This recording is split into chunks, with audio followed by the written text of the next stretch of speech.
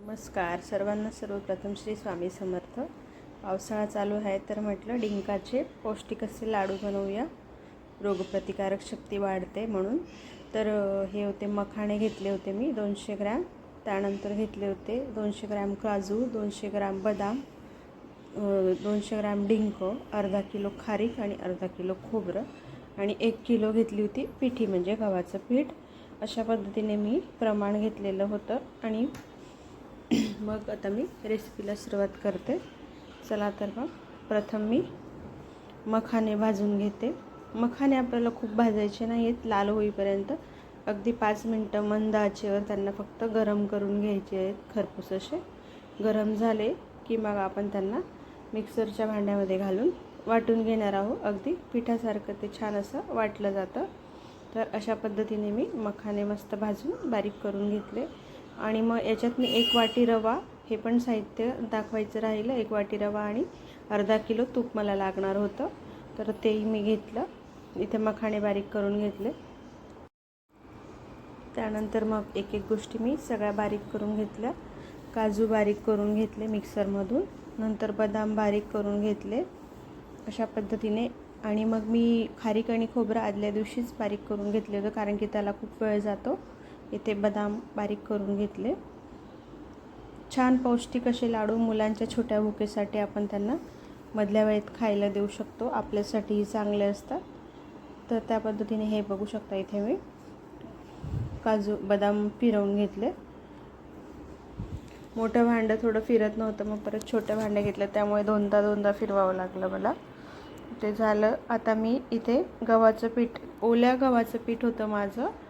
आमच्याकडे ओले गहू करून ते पडक्यात गुंडाळून मग सकाळी दळून आणतात आणि मग त्याचं पीठ बनवतात. तर त्या पिठी मला आईने दिलेली होती, ती पिठी मी वापरली. इथे मी डिंक पण फ्राय करून घेतला. डिंक छान असा खरपूस भाजून घ्यायचा. आमच्याकडे ती ओल्या गव्हाचीच पिठी वापरली जाते जास्त करून लाडूसाठी.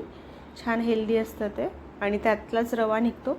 तो रवा, घरचाच रवा पण वापरला जातो मग लाडूसाठी. इथे मी आता डिंक बारीक करून घेतला. डिंक हाताने बारीक होतो किंवा वाटीने दाबला तरी बारीक होतो, किंवा मग ग्लास घेऊन किंवा स्मॅशरने स्मॅश केला असता तरी चाललं असतं. पण मी मिक्सरने वाटून घेतलं, पटकन होईल म्हणून. अशा पद्धतीने पूर्ण डिंक मी बारीक करून घेतला. पिठी भाजून घेतली.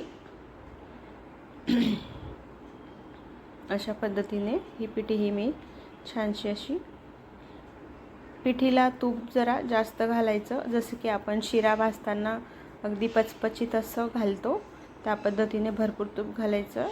मग ते लाडूला वरून नंतर तूप घालावं लागत नाही. इथे मी आता हळूहळू तूप घालत होती. पिठी फ्रीजमध्ये ठेवलेली होती ना, तर त्यामुळे ती गार होती, मग तिला गरम होण्यासाठी म्हणून मी तूप नंतर घातलं. बघू शकता इथे माझं असं छान असं मस्त खरपूस भाजून झालं होतं. खमंग असा वास येत होता घरात. गव्हाचं पीठ भाजताना छान वास येतो, तशा पद्धतीने मस्त असं खरपूस मी भाजून घेतलेलं होतं. हे मग मिश्रण आता मी बाजूला केलं. इथेच मग आता रवा भाजून घ्यायचा होता. रवा थोडा जास्त भाजावा लागतो, जाडसर असतो म्हणून. पण रवा पण माझा घरचाच होता, म्हणून एकदम परफेक्ट हेल्दी असे लाडू माझे तयार झाले होते. तर रवाही असा तूप टाकून छान असा, त्यालाही भरपूर तूप घालायचं, तोही मी छान असा भाजून घेतला. बघू शकता इथे असा मस्त लालसर किंवा गोल्डन ब्राऊन होईपर्यंत भाजून घ्यायचा. तोही ताटात काढून घेतला. आणि नंतर मग हे मिश्रण आपल्याला 10 ते 15 मिनटं जरा गार होऊ द्यावं लागतं, कारण ते तूप असतं, गरम असतं, तर मग तो लाडू वितळतो. म्हणून आपण हे पिठी आणि रवा असं छान मिक्स करून त्याला गार होऊ द्यायचं. या स्टेजला डिंक घातला तरी चालतो. डिंक घालून मग मी त्याला जरा रेस्ट करू दिलं. आणि मग बाकीचे इन्ग्रेडियंट्स हळूहळू एक एक, इथे आणि साखर बारीक करायची होती, ती पण मी बारीक 2 वाट्याच फक्त साखर घेतली. खूप गोड करायचे नव्हतेत लाडू. ॲक्च्युली गूळ घातला तरी चालतो, ऑप्शनल आहे, साखर घाला किंवा गूळ घाला. पण मी मग 2 वाट्या मोठ्या, म्हणजेच 200 ग्रॅमच्या आसपास मी त्यात साखर घातली होती. तर त्या पद्धतीने मी ती साखरही बारीक करून घेतली. आता इथे हे सगळे बारीक केलेले खारीक, खोबरं, काजू, बदाम अशा पद्धतीने मी हे सगळं त्यात मिक्स करून घेतलं. मखाण्याचं पीठ होतं तेही त्यात मिक्स करून घेतलं आणि छान असं सगळं एकजीव मस्त करून घेतलं मिश्रण.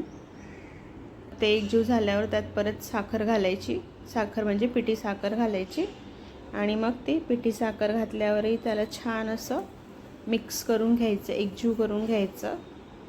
आणि इतके टेस्टी लाडू झाले होते, न खाणारेही खात होते. अगदी छान चविष्ट असे लाडू झाले होते. कमी गोड बनवले होते कारण साखर तेवढी हेल्दी नसते.